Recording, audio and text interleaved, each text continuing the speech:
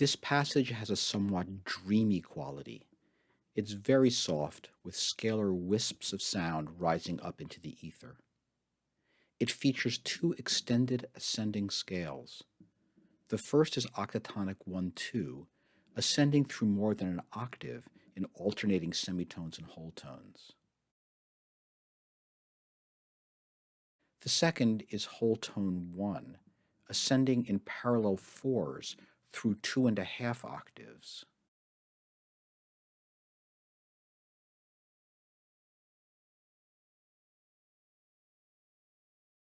Here's the octatonic scale.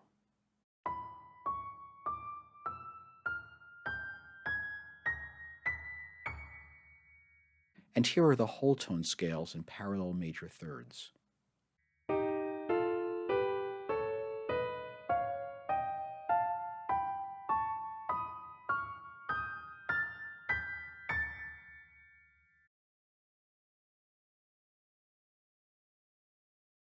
Taking these scales as a point of entry, we can parse the entire passage into whole tone and octatonic collections, with some areas of overlap or ambiguity.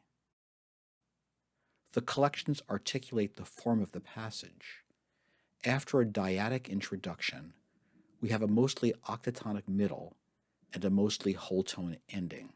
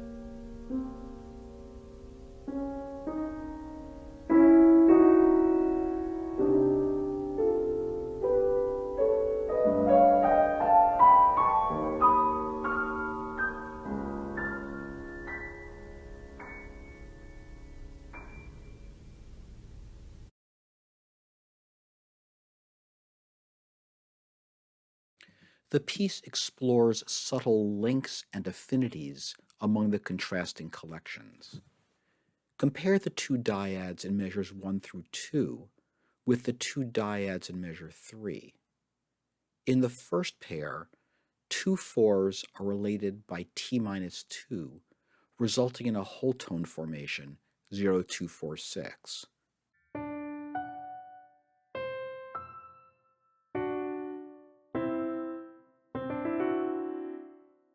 In the second pair, two threes are related by T plus 2, resulting in an octatonic formation 0-2-3-5.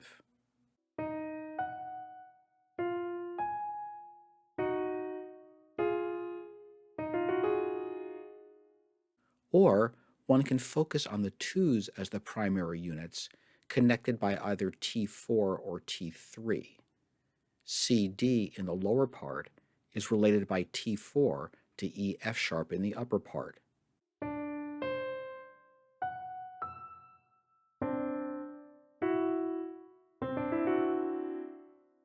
And E flat F in the lower part is related by T3 to G flat A flat in the upper part.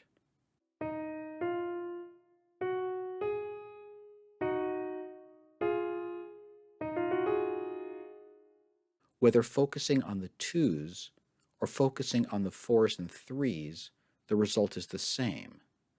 The first pair of dyads creates the whole tone formation 0-2-4-6, while the second pair of dyads creates the octatonic formation 0-2-3-5. These two pairs of dyads are not completely distinct, however. We might think of the lowest four notes in the passage as involving another pair of twos related by transposition. CD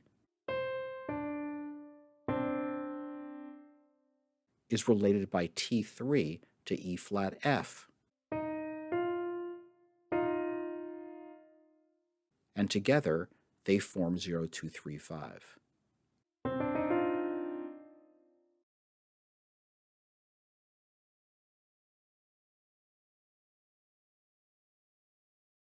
The twos are common elements between whole tone and octatonic collections. When they are combined by T4, the result is a whole tone formation. When they are combined at T3, the result is an octatonic formation. Furthermore, any individual two might belong to either a whole tone or an octatonic collection and might act as a pivot between them. F sharp E, D C, and G flat A flat belong to a whole tone collection.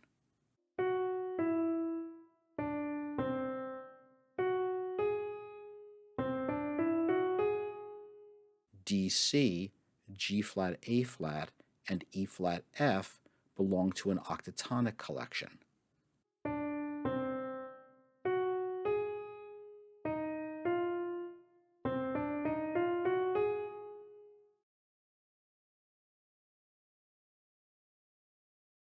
The ascending octatonic 1-2 scale that follows can also be parsed as combinations of twos starting and ending with B C sharp. First, B C sharp, then D E, 3 semitones higher, then F G, again 3 semitones higher, and then G sharp A sharp, another 3 semitones higher. And finally, 3 more semitones back to B C sharp, an octave higher than we started. The imitative passage that follows can also be parsed into twos, still within octatonic 1-2, and still emphasizing B C sharp. First, B C sharp in both lines,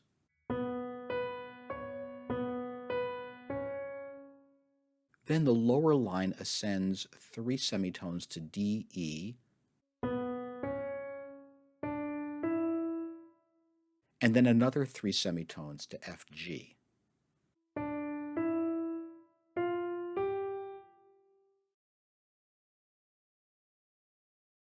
The octatonic and whole tone fragments that lead to the conclusion of the passage can be similarly parsed into whole tones. In the beginning of this passage, we hear B flat C, then C sharp D sharp, then E F sharp, together with C sharp D sharp.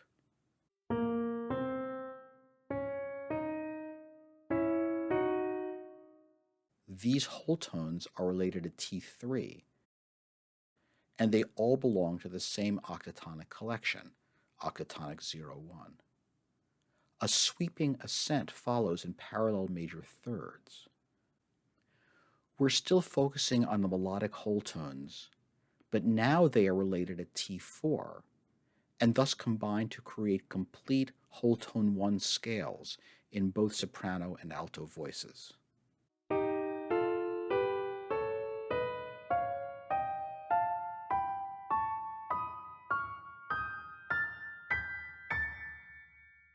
The remaining fragments in the lower line are also whole tones, but we will address those later. Within an octatonic or a whole tone collection, the twos combine in consistent ways to produce tetrachords and the entire larger collection. And the intersections among the collections provide audible sources of continuity among them. The two whole tone collections each contain 6 different whole tones. These whole tones are distributed among the 3 octatonic collections. So the whole tones that occur in this passage can be thought of as simultaneously part of either whole tone or octatonic collections. One can envision the passage as moving through a space that consists of twos connected either by T3, forming octatonic collections, or by T4, forming whole tone collections. The space consists of the 12 whole tones arranged in rows and columns. In the rows, adjacent whole tones are related by T3 and thus constitute the three octatonic collections.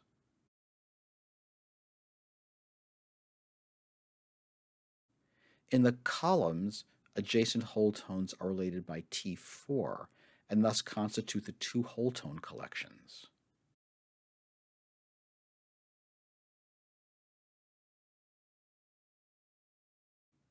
The space is a torus, wrapping around on itself both horizontally and vertically.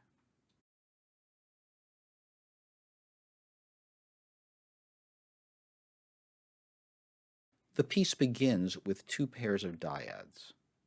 Starting with the dyad CD, the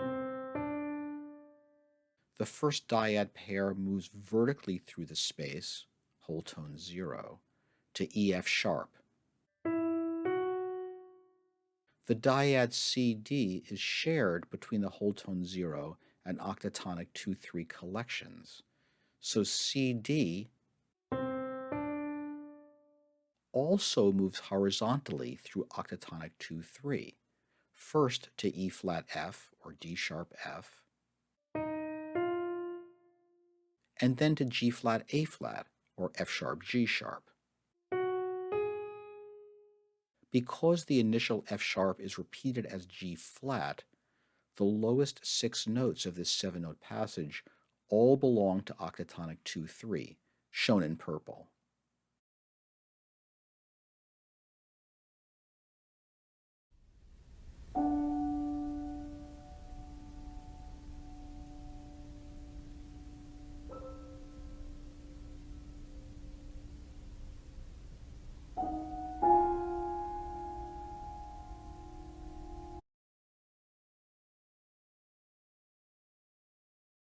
The ascending scale and the imitative passage that follow are confined to the 4 whole tones of octatonic 1-2, with particular emphasis on B C sharp. The passage starts with B C sharp. Then the melody ascends, whole tone by whole tone, moving through octatonic 1-2 until it gets back to its starting point an octave higher. D E, F G, G sharp, A sharp,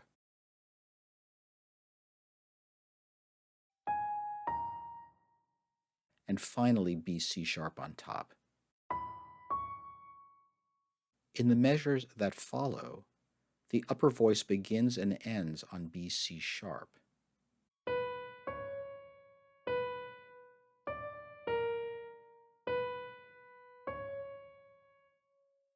At the same time, the lower voice also begins on B C sharp, then ascends as before, D E and F G.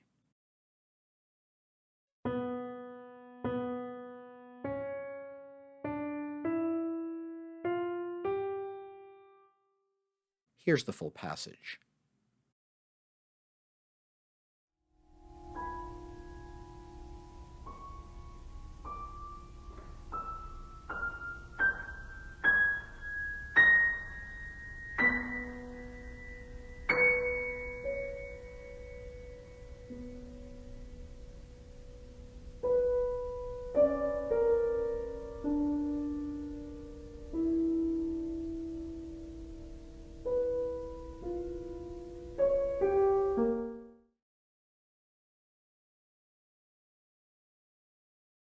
A brief reference to octatonic 0-1 follows.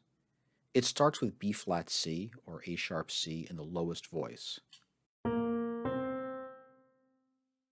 This is followed by C sharp, D sharp alone, then C sharp, D sharp, and E F sharp in the upper voice. It is of note that the dyad GA does appear on the downbeat of measure 12, completing the octatonic 0-1 collection, but as we will see, it appears primarily as part of the whole tone 1 collection. Let's listen.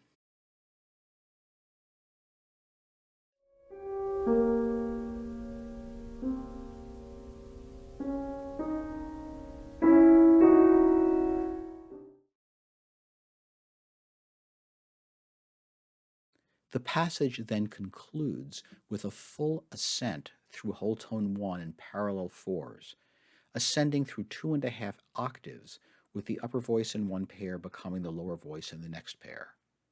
E flat F, or D sharp F, joined by G A 4 semitones higher, becomes G A and B C sharp,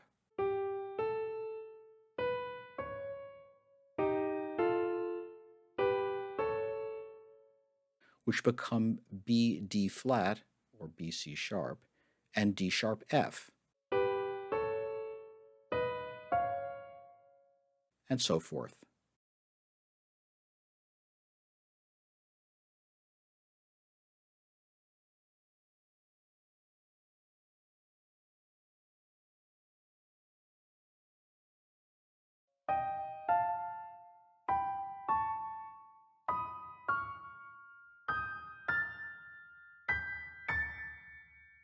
In the lower parts, we hear 3 additional twos. The first of these, C D, belongs to whole tone 0. The other twos, G A and D flat E flat, belong to whole tone 1. G A is in the same vertical stream of whole tone 1 as the upper voice. And while D flat E flat, or C sharp D sharp, is also part of whole tone 1, it is in the other set of whole tone 1 pairs.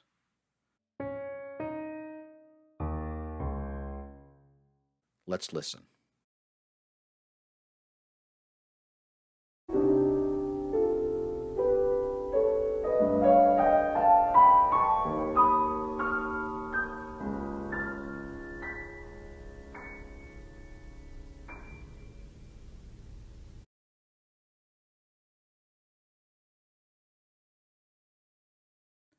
The final cadence on D represents a return to the first measure of the passage, where D F sharp momentarily suggested D as a centric tone.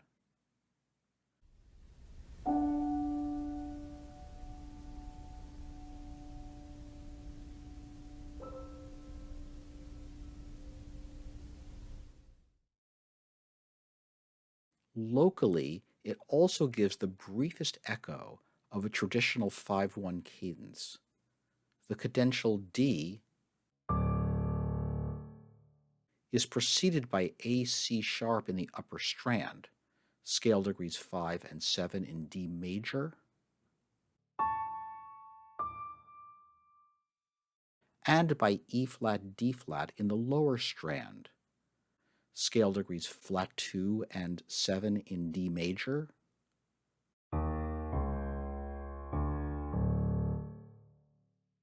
Here are the final 2 bars, this echo of a cadence in D major.